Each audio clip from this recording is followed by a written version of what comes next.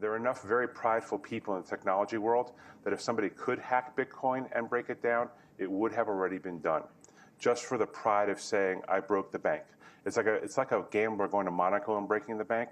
There are enough hackers around the world that would love to break this thing, and it hasn't broken yet. So that's how I interpret, or that's how I internalize the question, how do you know it's not just a fraud? I'm sure we all know people who are really deeply into computer science and technology, and we know that they are ultimately very intellectually prideful. I'm relying on the pridefulness of that community to break this thing, and I'm sure that they are trying every single day. They hack the wallets, they hack Gox. They're working around the fringes, both to steal the Bitcoins, as well as to show the world that they're a better hacker than anybody else. But so far, nobody has broken that core architecture that runs, does the Bitcoin mining, and holds the transaction stacks. That's how I answer that question. This is an interesting chart from Coinbase, which again is another resource which I'd encourage you to look at. And it shows you the number of transactions in Bitcoin, and this goes back to 2012, and shows you obviously the price chart that you've seen already. What I would point out to you is the general level of transactions is relatively constant. It's been trending up over time. It's closer to that 750 mark than to the 500 mark. But in general, that transaction line is fairly constant all the way across. And that tells you that there is some basic level of organic demand for Bitcoin, and that it is slowly rising. That huge puke down that you see just a few weeks ago in the volume side is obviously Gox going away.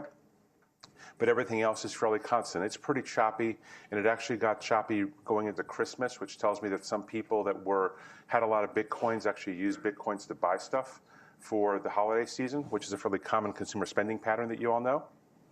But in general, demand's pretty constant. And again, just to reinforce, we've just had the worst set of headlines for Bitcoin basically in the history of Bitcoin. And after shooting down to 520, 540, it is now solidly on the mend and rallying fairly strongly. So I know a lot of folks here are probably Bitcoin skeptics, and that's totally cool. But again, respect price. Price is telling you that things, for the moment, still look okay. So at this point in the conversation, you're probably thinking, seriously, is that the whole story? Let me now touch on a couple of more controversial, different topics that definitely get revolved around this story. So let's talk about Tor. Tor, the onion router, is this system by which you can access the dark web. And if you do that, and I would encourage you to, because it's an important part of online society that probably most of you have not looked at. But if you do that, you will find a massive number of drug and illegal activity sites. And by massive, I mean in the hundreds. And I've got some pictures of drug busts up here. And there is no doubt that there is still an organic demand for Bitcoin for drug and illegal transactions. And I get why regulators don't like that, and I get why socially we shouldn't like it as well. But I wanted to raise a point, and this is not being on a soapbox, there's a point to this.